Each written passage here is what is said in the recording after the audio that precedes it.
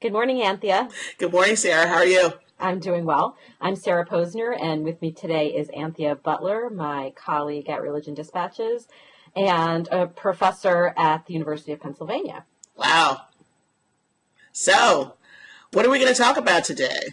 Well, I think we're going to talk about the election and what it means for the future of religious outreach and the role of religious groups in presidential campaigns and in elections. But first I want to talk about David Petraeus.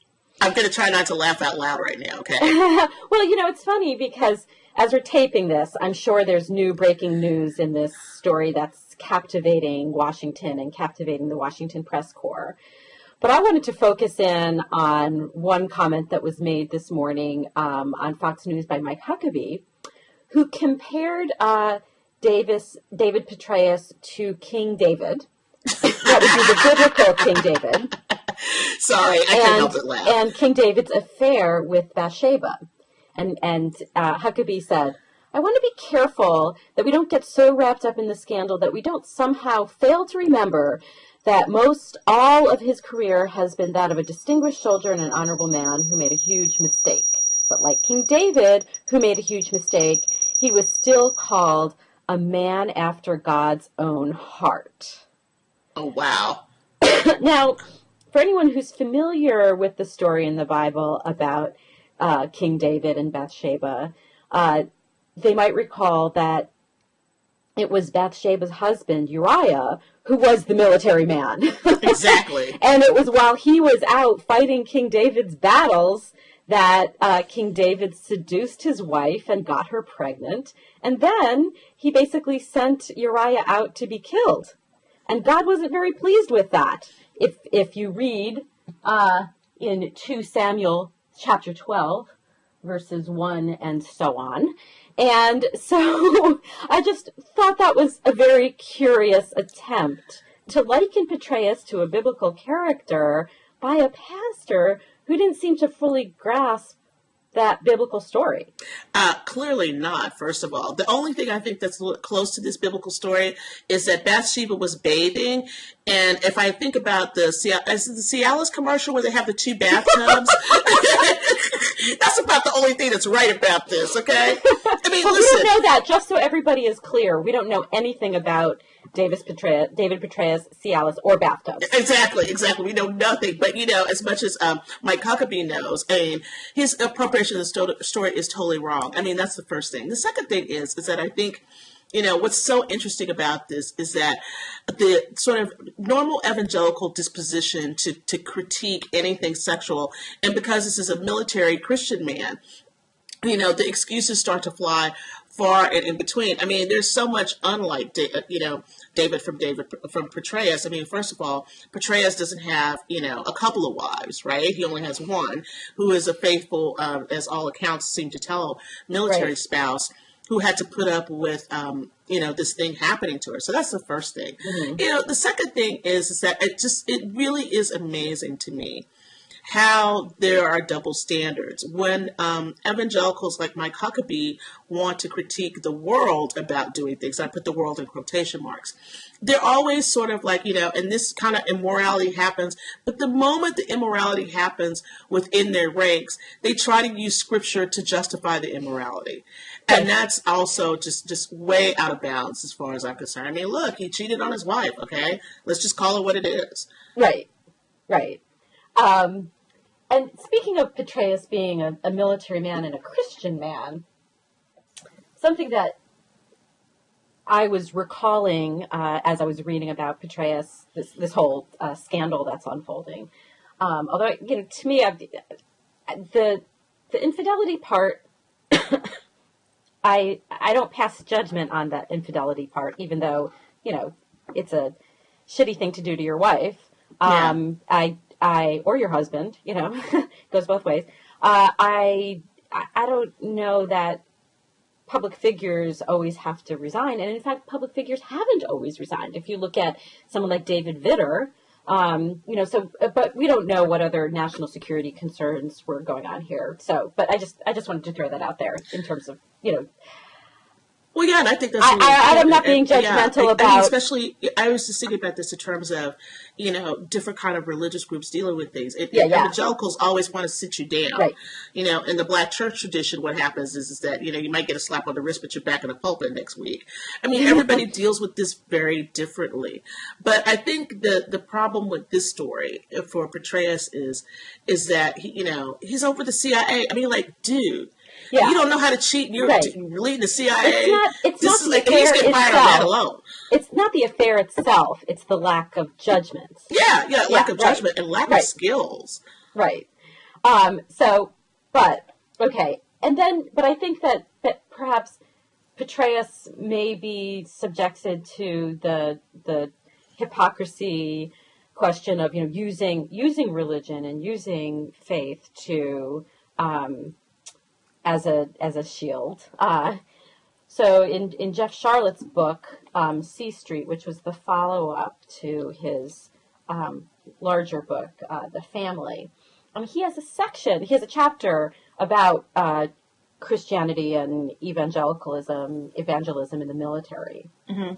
And he writes about a book called Under Orders, a Spiritual Handbook for Military Personnel, which was written by an Air Force Lieutenant Colonel William McCoy, which talks about, McCoy's book talks about that there's more and more of an anti-Christian bias in the country, and that alleged bias needs to be counteracted with religion, Christianity in particular, of course, and that's necessary for the proper functioning of a military unit.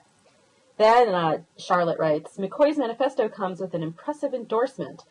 Under orders should be in every rucksack for those moments when soldiers need spiritual energy, reads a blurb from General David Petraeus, who at the time was the top military commander in Iraq. And Mikey Weinstein of the Military Religious Freedom Foundation tried to get a Pentagon investigation of Petraeus' endorsement, which, according to Charlotte's book, was an apparent violation of the Uniform Code of Military Justice and possibly the Constitution. And then Petraeus claimed that the recommendation was supposed to be a private communication from one Christian officer to another. So we do have evidence that Petraeus has claimed to be a good Christian soldier, a good Christian man, and that's kind of a fascinating tidbit to throw into the mix here, given what we know now. Yeah, I don't think it's assassinating him. I mean, clearly he didn't take that book out of his rucksack when he was, running around Afghanistan. Apparently the affair didn't start until after he had retired from the military, because according to military law, an extramarital affair would be a crime. Yeah. Although it isn't for a civilian. Exactly. But I think the point for me is that there are all these rules that they want to make for people outside of the military rules. There's these scriptural rules, right? And so they believe by infusing, scriptural law, at least the way that they believe it, into everyday life, that's going to, save people from foibles. Clearly it doesn't. Okay. So that's the first thing. Right. And then second, I'm thinking back to Mikey Weinstein and all the kinds of lawsuits and things that happen. And this stuff is just really offensive, because what ends up happening is that you have this imposition of a certain kind of Christian morality. And the morality doesn't pan out because people are human beings. Right. And, and so David Petraeus is also a human being. Not useful. It's just not useful, especially in the military. It doesn't help them. Well, I remember interviewing a former military person who, and I had been introduced to her by some secularism activists, advocates, who were trying to lobby against or to have something done about evangelism in the military. And in particular, one of the things that they had complaints about was a military-sponsored program called Strong Bonds, which was intended to help enlisted personnel who were doing multiple tours of duty in Iraq or Afghanistan to strengthen their marital bonds, because, of course, serving several tours of duty is difficult on a marriage. It would be difficult on anyone's marriage. But that the Strong Bonds program was very explicitly and overtly Christian, that the way to save your marriage from the trouble that might be caused by being apart from your spouse and being away at war for extended periods of time, and the stress that that puts on you individually and on the marriage, can be solved with not just religion, but a certain kind of Christianity. So, it's fascinating to see the military not do all that much. I mean, they've made some steps to try to counteract evangelism in the military, but that strong bonds is still, as far as I know, being used in the military, and they're emphasizing helping military personnel deal with their marriage, the stress on their marriage as a result of their military service. And then we find out this, it's just... Yeah. Can you imagine, I mean, people who've gone through this program and they've looked up to Petraeus and Kelly, and now they see this happening. I mean, it's got to make questions for them. And that's part of the issue. But I still think that it's just too much of a mix of church and the military that's funded by the state. Right. And it's really not acceptable. I mean, if people want to do that personally when they talk with the chaplain because they want to do this program, I think it should be voluntary.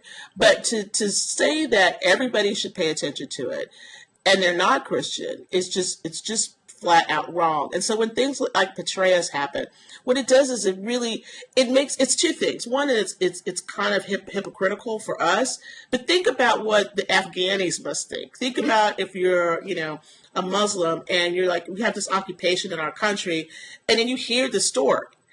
And it reinforces all the things that, imams, everybody else talks about. It's like, America's terrible, immoral, blah, blah, blah. And it's just like our obsession with sexuality and all sorts of it, all of its forms. I mean, whether that's, just anything on the spectrum has caused us to look like laughing stocks to other countries. I mean, when these kind of issues are dealt with discreetly, it's, it makes for a big difference, and they're dealt with outside of these constraints of the religious bond. I mean, religious people should deal with this stuff. We should not be, prosecuting all of this. Now, granted, Petraeus screwed up. I mean, he just did. But the whole way that this thing began to blow up was simply because somebody thought that this might be a way to get President Obama. And oops, look what happened.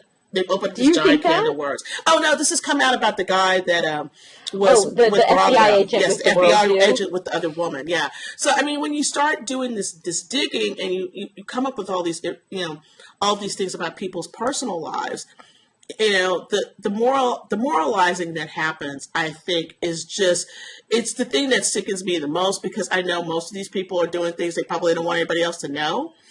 But at the same time, it also brings to light that we have these programs that are religiously based, and being forced on people, and they don't really need them.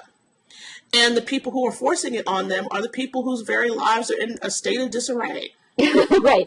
Well, the other part of this is how conservative Christians fought so hard against Don't Ask, Don't Tell repeal in the military on the grounds that letting gays and lesbians serve openly in the military would be damaging to morale and would be damaging to unit cohesion, and they had all sorts of excuses and reasons. Exactly. Well, anyway, but we don't know, with regard to General Allen, we don't know yet what the nature of these emails with Ms. Kelly were, and whether there was anything. It's only Petraeus who's admitted to having an affair. We don't know that about. Yeah, we just don't know what happened yet. But I'll tell you one thing: anybody just should know by now that your emails are just fair game. Okay. The director of the CIA should know that. Yeah, really. I mean, that's my biggest issue right now. It's like, you don't know that? Not that it's okay for the FBI to read our emails. No, but it's on the not. other hand, the CIA director should know that it happens. Yeah. Okay. Well, let's move on to talking about we're a week out from the election, but I think that some of us are still kind of digesting some of the exit data based on religion, because you and I look closely at some of these breakouts of how religion played in the election. And one of the most interesting conservatives going after each other and the recrimination blame game to happen after the election was with regard to Ralph Reed, Yes. who claimed, he claimed in 2008 and 2010 that there was these huge numbers of evangelicals who had stayed home, and that his Faith and Freedom Coalition organization was the one to generate this huge get out the vote drive, and that white evangelicals would be the key to winning the election for the Republicans in 2012. So after Romney lost, even though he got 78% of the evangelical vote, and according to Reed's survey, white evangelicals were 27% of the electorate. And I think the national exit polling showed that they were 26% of the electorate, so it's fairly close. So even with that, why did Romney lose? Well, so Ralph Reed, of course, comes out after the election and says, well, the Republicans really need to get their act together. We did our part, but the Republicans really need to get their act together. And Steve Deese, who's a prominent evangelical talk radio host in Iowa, which of course is key for any Republican who wants to become president. Mm-hmm.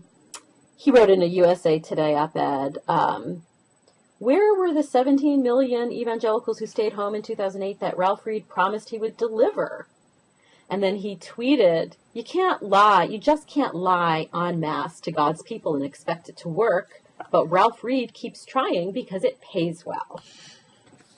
Wow. Well, I would submit to him that if he's going to accuse Ralph Reed of lying, he should have started with Romney and his campaign first, but that's another story. Mm-hmm. I think that's really interesting. I did see a stat, and let's fold this in with the Ralph Reed discussion, that evangelicals came out more for Romney than they did for McCain and Palin back in 2008.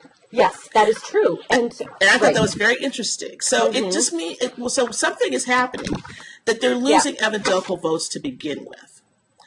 And so I think that's part of the question that's not being asked is that, if he says he's going to deliver 17 million, he only delivers X million, and that doesn't happen. Right. But then the number goes up a little bit, then what's happening to all the rest of those evangelicals? And clearly that means that they're not thinking about voting the same kinds of value votes that Ralph Reed and others think that they should.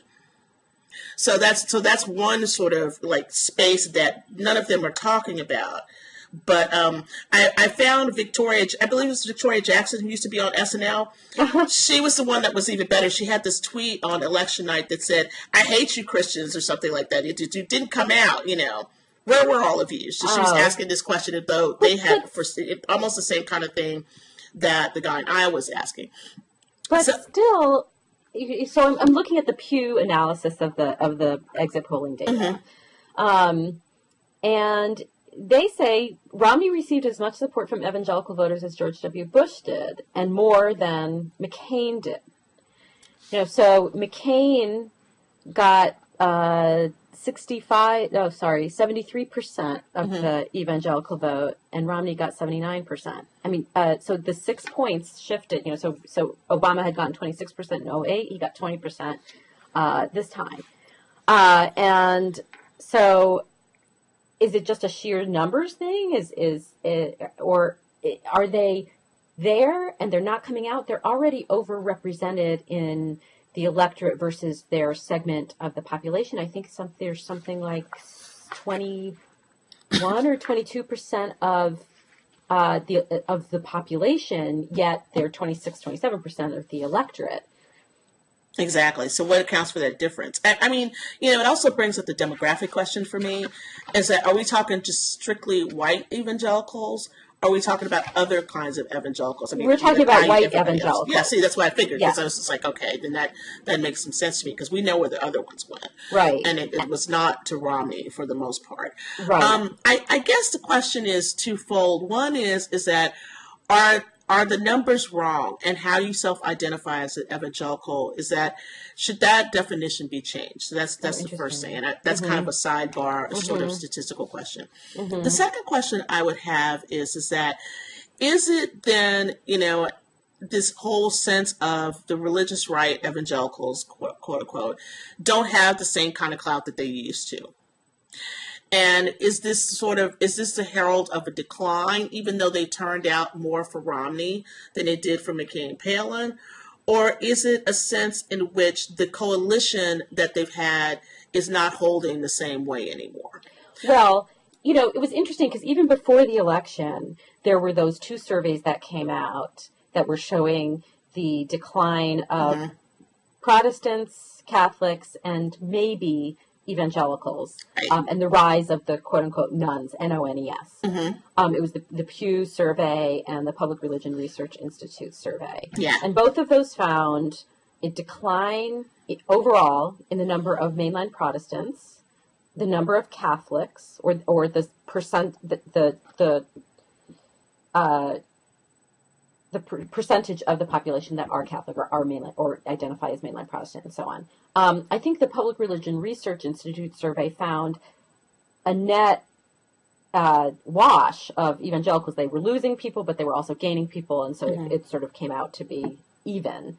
But at the same time, an increase in the number of the unaffiliated. And that was the big religion story this fall, was the rise of the unaffiliated, the rise of the nuns, which as a category needs to be broken out more because it includes atheists, agnostics, and people who consider themselves spiritual but not religious, or just, there are other categories within that. And I think that needs to be broken out more, because I think that somebody who might describe themselves as spiritual but not religious, or just kind of religious but doesn't identify with a particular organized religion or denomination, is not the same person as an atheist. I mean, they should not be lumped in the same category. Exactly.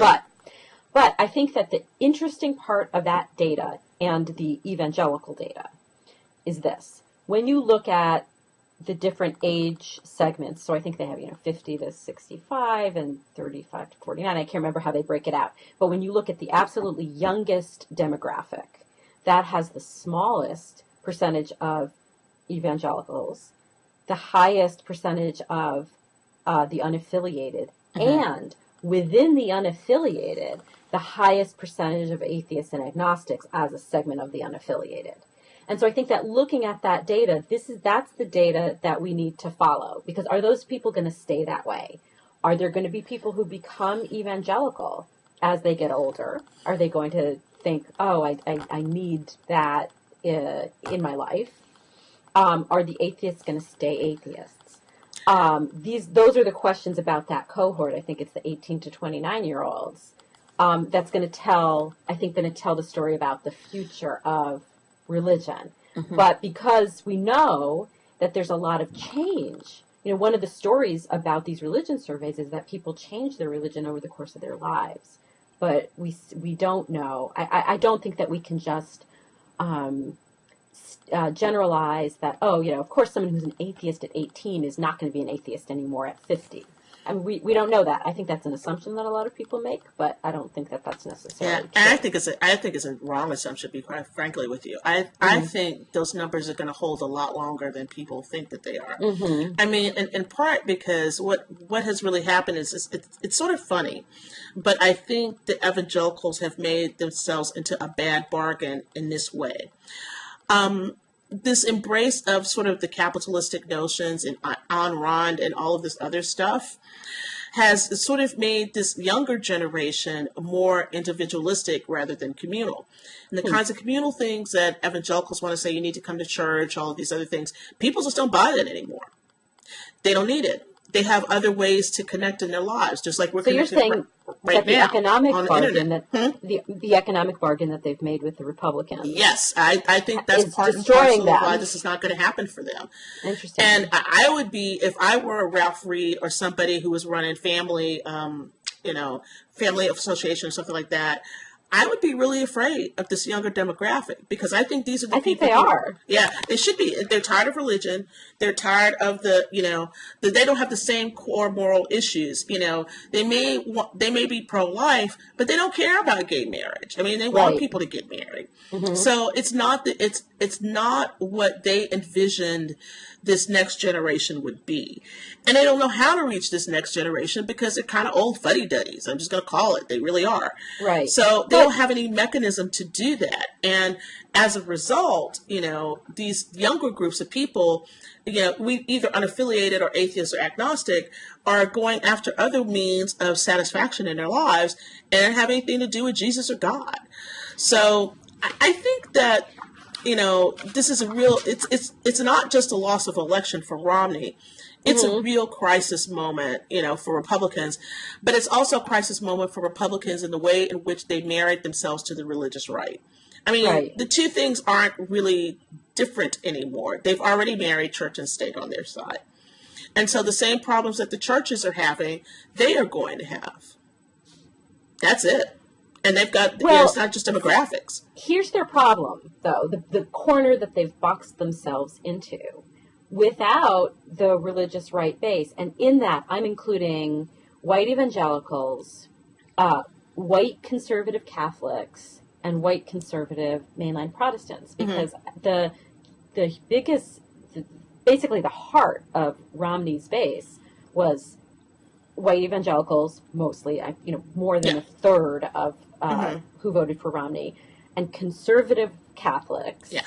Catholics who were buying the bishop's Fortnight for Freedom, Religious Liberty campaign, and conservative mainline Protestants who, politically speaking, are more like, perhaps more like white evangelicals than they may be like their denomination's official positions on things. Exactly. But what does the Republican Party do? Like, those people have said to the Republican Party, you must, be anti-gay marriage, you must be pro-life, you must be this, you must be that. Otherwise, we're not going to do anything for you. I mean, and so since the Republican Party has fed this base, basically, like, yes, we're on your side, we're the Christian America party, basically. What are they going to do if they piss them off? Yeah, I don't know. I mean, I think that they've got a real moment on their hands to figure out how to either change their messaging or to, realign themselves. Because I think, if nothing else, what this election did was, and if you think back, and we've both been walking through this a long time, think back to that moment when Rick Perry had the response. Mm-hmm. That looked like a totally different moment than what this ended up, right? It's true. And so I think that shows a huge disconnect. Just to see how Rick Perry kept trying to deploy religion, and it didn't happen. And then Mitt Romney said, I'm going to forget about religion, but all these people need to just come out for me anyway. And now they're left in this whole thing where we don't have a core here. So I do think. Well, I think they. Do, I think it could go either way. It could, and I wrote about this after the Pew survey. I think after both the Pew and the Public Religion Research surveys came out, essentially showing very similar, if not identical, things about the religious makeup of the population. And I think that it could intensify the culture wars because, even though it looks like the religious right doesn't have the juice to get their guy elected, because they, in the end, despite the Mormon thing, they did rally around Romney. Mm-hmm. But it might look like that, but at the same time, they're kind of, like I said, they're boxed into that corner, and it could just make them more intensely stake out their position because, the religious right is not a movement that has ever shown a willingness to pick up its toys and go home. Well, that's true. They are very intensely for their political positions. They're just, and so in a way it could make it less like 2008 where you saw, even 2012 was less like 2008 in the sense that you didn't really see Obama trying to make buddies with Franklin Graham or Stephen Strang or some of these other conservative, evangelical, or Pentecostal figures. Mm-hmm. He kind of abandoned that. He did it maybe a little bit behind the scenes, but he didn't make a big show of it like he did in 2008. Yeah. And you could say that that's why he lost 6 percentage points of the white evangelical vote. But on the other hand, you could say, it's because everybody realized that was not a heartfelt, authentic thing to begin with. Exactly. So I guess what I'm saying is, they're going to, Obama's base, or the future Democratic candidates' base, is a huge chunk of the unaffiliated and liberal mainline Protestants and liberal Catholics and liberal people of other religions, Jews, Muslims, Buddhists, and that those two coalitions are more intensely in opposition to each other than before. I mean, it could be, not that they weren't intensely in opposition to each other up until this point, but you see what I'm saying? It's like it could make it more stark. Yeah, no, exactly. And I was actually thinking when you were talking, I think about the stories about all of Obama's data mining and the sort of the sociologists that he had working with him. Right. And clearly they figured out something about this that the right hasn't figured out yet. And I would love to see the kind of data sets that they had in terms of religion and correlation with the people who would go out and vote for President Obama, vis-a-vis the kind of information that Ralph Reed has. I think, the president saw something coming and just said, I don't need these people. Or I can put this, the kinds of people who would vote for me may have religion, but they've got some other things going on that they're concerned about. So this is sort of the X factor. I would really like to know from them how that religion correlated with all of the kinds of data mining and the data sets that they had to determine who they could get out the vote for the president vis-a-vis Romney. Go ahead. Well, the other thing I was going to say about the New York Times piece about the behavioral scientists that they had working with them, that one of the pieces of advice that those social scientists gave to the campaign was don't try to go negative on something. So like with the rumor that Obama is a Muslim, don't try to say Obama's not a Muslim. Say he's a Christian. And so it made me think about what they were doing in terms of touting Obama's Christianity in a different way, that maybe it was not coming from the religious outreach folks per se as a religious outreach thing, but more from the behavioral scientists who were saying that this was a more positive way of communicating the fact, the reality of Obama's religious affiliation to voters. And that also brings up a bigger issue too that I think is a huge problem for the right. And I don't know how the religious right can figure this out or not. But I know that everything is a narrative of declension, and that the Antichrist is going to come, and Jesus Christ is coming soon. Get ready. The world's turning worse, worse, worse. And the problem is with that is that when you run with that negative message all the time, it's just tiring. I mean, it may be part of the belief system, but it's really wearing down for people to hear that all the time. And I think when you hear these things and nothing's happening, it gets to the point where you tune it out. I mean, any kid would tell you in a long church service that, the first 10 minutes you're hearing and the rest of it is just like blah, blah, blah, blah, blah, like in the Peanuts cartoons, right? Right. Or the empty bubble. And I think this is the problem for them, is that they have an empty bubble right now because they've said all of these things so many times. And nobody's listening anymore. Nobody cares. And that may be the hardest thing of all. I'm sure I'll get some mail about this. But I do think that their messaging is basically, really old and stale. And it may be gospel truths on the one hand, but on the other hand, the way those truths are disseminated in terms of trying to win an election for their guy who lost is really bad. One more thing, too, and I think, maybe I'm jumping ahead to where you want to be, but I think this is hugely important.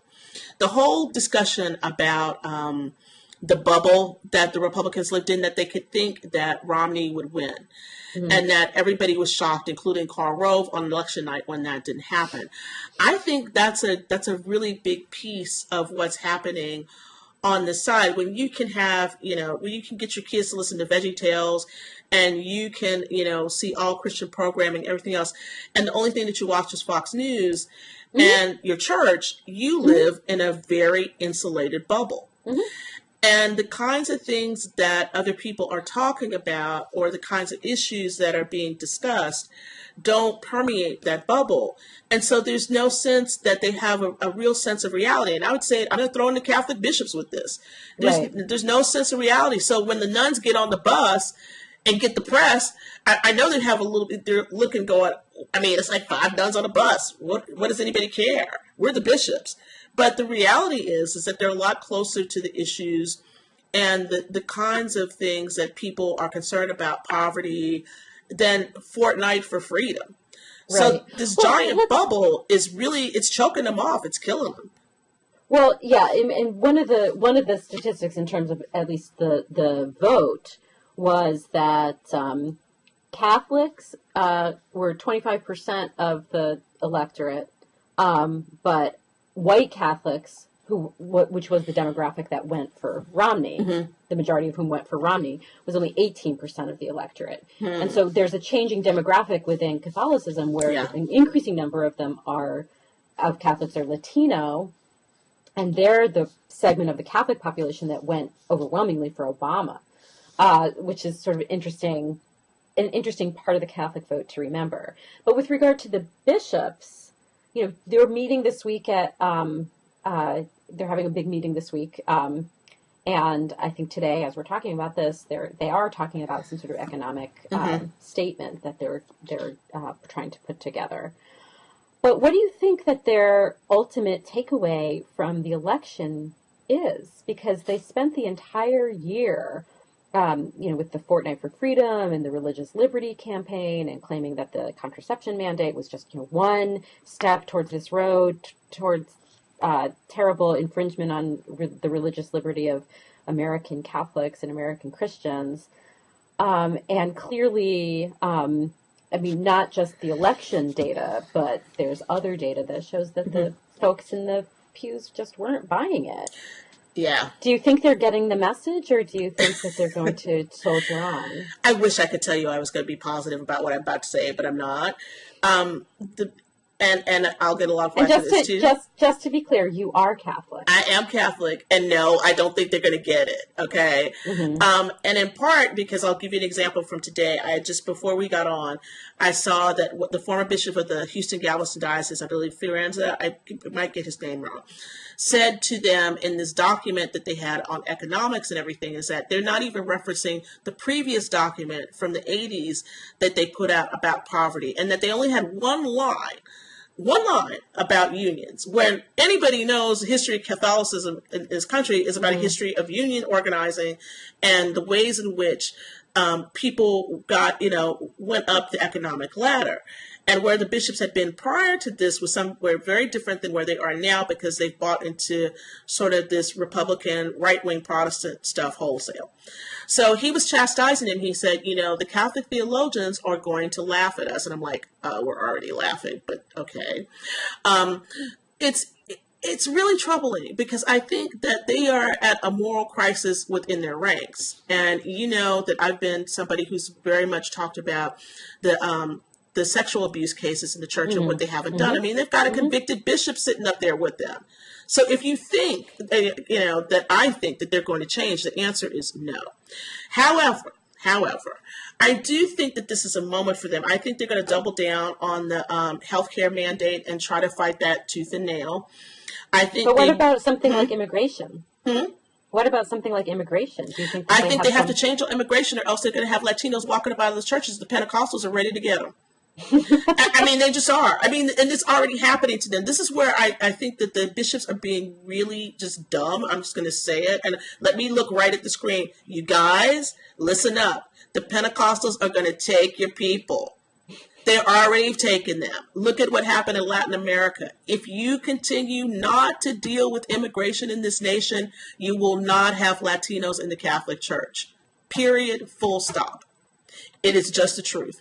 And so this issue of, siding with the Republicans on a harsh immigration law, everybody wants to change this now. The Catholic bishops were in front of this before. I mean, I'm thinking about Cardinal Mahoney they were and all this advocates. stuff, and they're just like, they've lost this whole, force that they had to build up this largest demographic they have in the church right now. But weren't they for immigration reform? Yes, they were before, and then they just but now fell you see, silent on it? Yeah, they went silent because they decided to go fight the birth control battle. and they wanted to seem as though, this was doubling down. And this marriage that began in the late 80s and 90s with Catholics and evangelicals has pretty much happened with this crew of bishops. And nobody knows there's a long game that's been happening here. It's a very long game that's been happening. But the problem is for the bishops is that they don't realize that their constituency looks very different than white evangelicalism. And so you can't, it's like now everybody wants Latinos. We want the Latinos. We want the Latinos. We've got to get Latinos. We've got to talk about immigration. And if the bishops don't go back to where they were, all they have to do is go back to where they were. They don't even have to do anything new. They would just go back to, the days in which, with sanctuary movement in the 80s. All of these things that used to be amazing where Catholic churches housed people and hid them from immigration authorities and did all these things. This is where they are wrong. And if they don't get it right this week, they're never going to get it right. And they're going to continue to see the attrition that they see within the ranks of the church. Period. Full stop. Okay. Well, maybe that would be a good place to end. All right. Because I know you have a meeting to get to too. Well, yeah, I do. But, I still want to just say one thing. Okay. I think, and I would like to hear what you have to say about this. I do think what was interesting about this whole election cycle is the ways in which Mormonism came up but didn't come up. And I did not think that at the beginning of all of this. And I think maybe that might be the one thing that Mitt Romney did handle well in a certain sort of way. I think out of all this, the LDS Church may come out a lot better than everyone else, even despite the fact that Romney lost. And I think that because now they can truly say, despite having, LDS members in Congress and in the Senate, that they still come out smelling pretty decent after all of this. I mean, Ralph Reed and all those guys may not, but I think the church really does come out in a good way. Well, I don't think that they were... I think that there were stories about, like the story about his Romney's use of a trust to benefit the church. And obviously, there are stories that have nothing to do with Mitt Romney and the church and its finances and so on. And, yes, he was a lay bishop and a stake president and all of that. But I think that there's a lot of church business, and I mean business in that sort of literal, business way, that is something that should be subjected to scrutiny, but not necessarily in the context of a presidential campaign, because unless it has some clear connection to the candidate. So I think that there was a lot of confusion during the campaign in the sense that, here's some weird story about the Mormon Church. Let's try to tie it to Romney in some way. So there was a lot of that, which I think is a bad precedent to set, because obviously we don't have a religious test for office, and a lot of people are affiliated with religions that there isn't a religion that doesn't have some hypocrisy, some scandal, something terrible going on within it. I mean, it's just the nature of things. But just like we learned during the Kennedy campaign, you can't just assume that because he's Catholic that he's going to, carry water for the Vatican, or, if you're Catholic that you somehow, there are plenty of Catholics who still go to church even though they know about the sex abuse scandal. Exactly. So, not that we shouldn't continue to scrutinize and reporters report on and law enforcement investigate the sex abuse scandal, obviously, right? But it doesn't mean that Catholics have something to do with that. I mean, True. You know what I mean? Yeah, no, exactly. But I Catholics. just thought it was really interesting that after all of this, that it didn't play as big of a role as people might have thought it could have. And I think that had largely had to do with Romney himself not pushing back against something like Andrew Sullivan posting that video from the temple ceremony or something like that. The only thing we got was close to the end, something that had surfaced before, was the 2007 video of him in Jan Michelson's studio, where they talked about, the church's views on abortion and the end times and all of that. And Romney was sort of heated, but I don't think he was heated in a way that damaged him. It didn't seem to me that he was like, my church is perfect and great, and I'm just going to defend it to the hilt. I mean, I thought that sort of presented him in a sort of complicated way.